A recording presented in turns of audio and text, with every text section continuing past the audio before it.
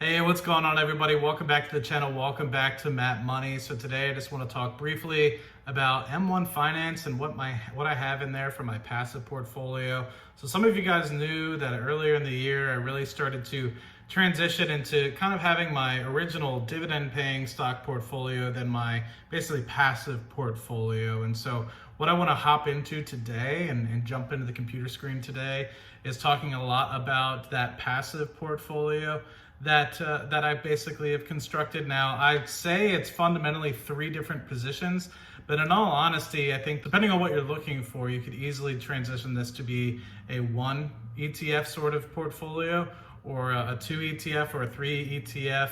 I have it fundamentally as three different positions, like you'll see on the screen.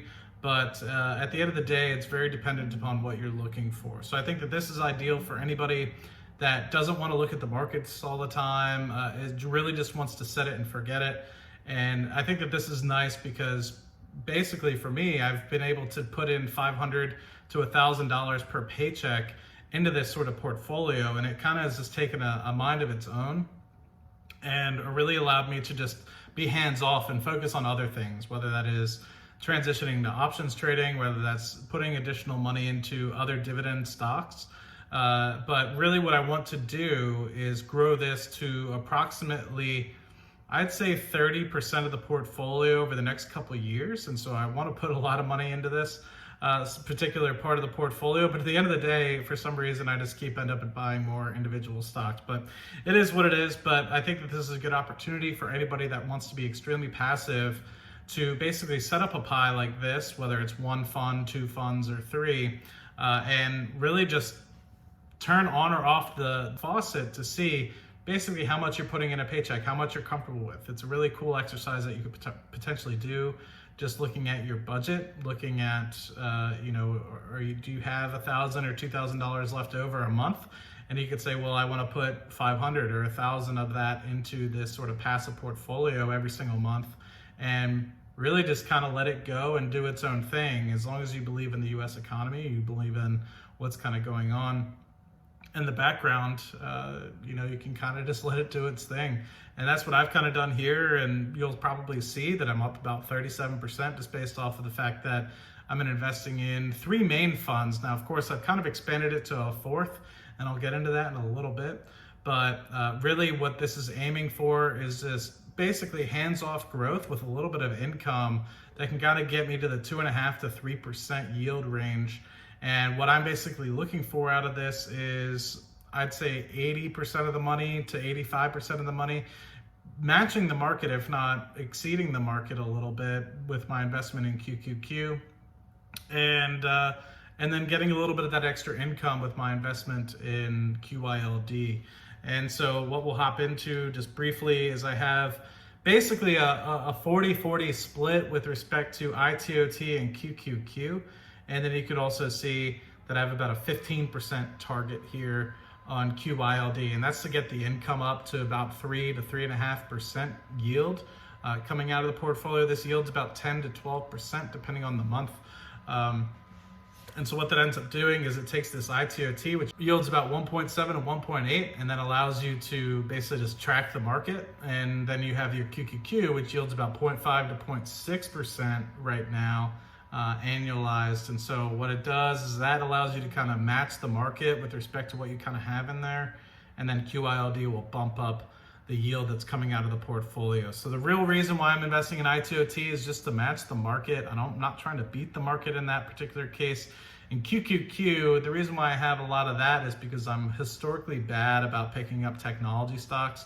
While I've gotten better about it in the recent times, I still think that I'm rather underexposed compared to some of my peers. And also I think it gives me an opportunity to get some more growth coming out of the future. Do I think QQQ is a great investment in the short term? I think it's somewhat challenged in the short term. But if I'm looking 10 to 20 years out, which I think a lot of this portfolio is aimed towards, then I don't necessarily care what I'm buying QQQ at today, because I think in 10, 20 years, it's going to be kind of a very moot point. And I don't think it's necessarily going to be like, well, what did you pay for it in 2020? I think when you're looking at it in 2040, I think you're going to be like, well, did you have, or did you buy as much as you could when you could? And I think that I would be able to kind of go back and say yes. Now, I do have this small little piece here that is allocated about 4% of the portfolio, and it's the next gen 100. And so it's the NASDAQ 101 to the NASDAQ 200. So for those of you guys that are, I guess, more experienced to know what QQQ is, it's the NASDAQ 100. So it's the 100 largest companies on the NASDAQ. And so what QQQJ is it's looking at the next largest 100 companies. So basically 100 to 200. And what I'm basically trying to get out of that is some of these companies that have kind of come out of basically left field this particular pandemic season. What we've kind of seen is some of these smaller companies really just come out of left field, whether they were e-commerce or whether they were technology companies that have kind of come out of the woodwork and basically have moved themselves from the NASDAQ 100 to 200 into the NASDAQ 100. And so I want to be able to capture some of those companies. It'd be the equivalent of like specifically focusing on, let's just say Russell 2000, but it's specifically technology. If you think about it that way. So it's looking for those small to medium-sized companies that are going to be able to grow up into these larger NASDAQ 100 sort of companies, like your Teslas, like your Amazons, or like your Pepsis or something of the like. So I think that that allows me to get a little bit further growth, and that's been a relatively newer addition to the portfolio. So you can see right now, I focused heavily on just kind of throwing a decent chunk of change into QYLD. And now I'm adding about $500 a paycheck just because of the fact that I recently moved over the past couple months. I'm still trying to regulate how much money is coming in, how much money is going out. But that still means I'm adding about $1,000 a month to this particular portfolio. We got it up to just under $28,000 here. So you can see we've actually made about $3,900 in terms of total gains, 400 of which coming from dividends, 3,500 of which coming from market gains. And so yeah, that's just relatively that aspect of things. But I think that if you're fully focused on just matching the market and basically not necessarily caring about yield, you want to care about yield, 20, 30 years down the road when, you're ready to retire, you'll transition that, say, I guess, large growth fund that you kind of have over into a dividend paying sort of fund.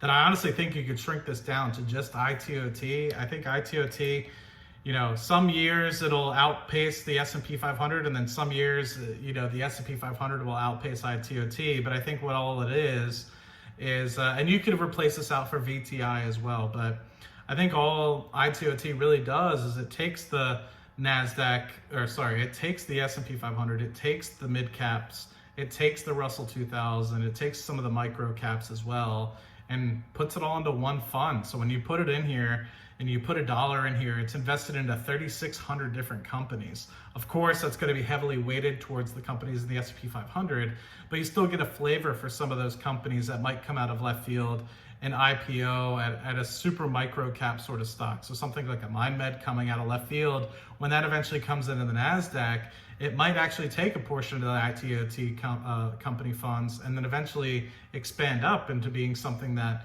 ends up being in the mid caps or something of the like. And so now you have $1 exposed into that company, whereas before you might not if you only invested in the S&P 500. So like I said, in times where the Russell 2000 is probably doing better than the S&P 500 like it is this year, I think that you'll see ITOT or VTI in some cases outperform the S&P 500. But I think it's all very dependent upon what sides of the market are being favored. And so I've seen a lot of these smaller technology companies do relatively well. And so I think the Russell 2000 is doing extremely well. But we have seen some of these, I guess, S&P 500 companies struggle this sort of year. So the reason why I also invested in a little bit into QQQ is because, like I mentioned, I'm historically low on technology stocks. So you don't necessarily need to add this in, especially if you just want to have like a 1 or 2 fund sort of portfolio. But yeah, you can see right here, the dividend yield is 0.52. So it's not very welcoming to income investors if that's kind of your kind of thing. It's definitely more aimed towards growth. And you can see, if you were to look at it specifically, not looking specifically at mine, but overall, if you were to look at the stock in terms of like a Yahoo Finance or something like that, I mean, you can see that it's exploded this year. I think it's up over 30% alone, just in 2020 alone. And that's inclusive of a pandemic that we've kind of seen. So I think that this is a good opportunity for folks to potentially look at that.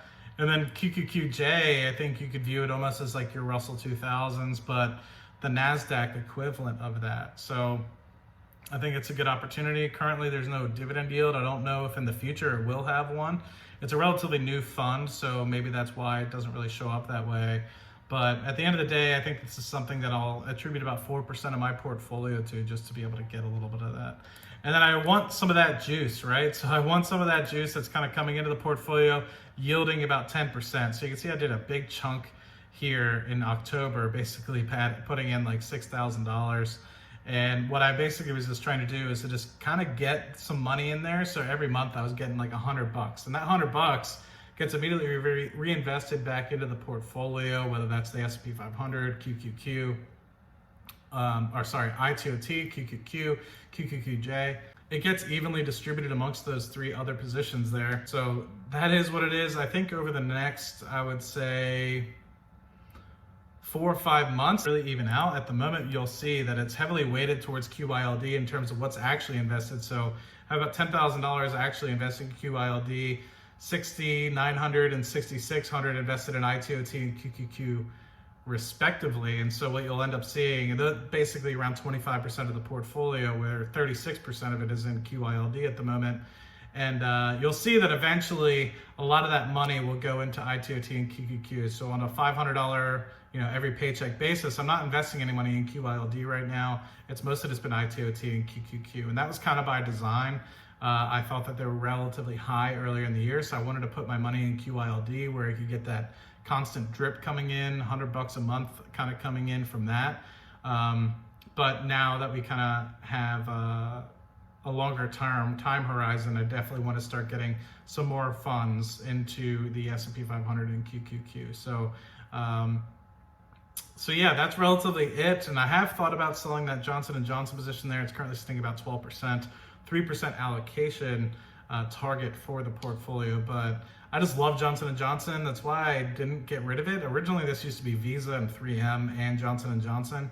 And then I decided that I was just going to leave Johnson & Johnson in there because I think it's one of my favorite dividend stocks. So portfolio is doing relatively well. I think we had a goal of like $20,000 or so to get to by the end of this year. And I think we kind of just blew that out of the water just because I ramped it up so quickly. I was adding 1,000 or so a month to it. So anyway, just wanted to touch on it. It's been a while since I have, and give you guys an opportunity to see one individual ETF that you could be investing in, where you could literally just set it and forget it. For those of you that are more passive, for those of you guys that want a little bit more risk into the portfolio, a little bit more volatility, maybe the QQQ is something for you. And then of course, if you want to add a little bit more yield into the portfolio, QYLD is there as well. So anyway, guys, hope this video finds you guys great and well. I'm hopefully going to be doing a batch set and doing Fundrise next. So if you guys are interested, watch out for that and subscribe if you haven't already. And I'll see you guys in the next video. Cheers.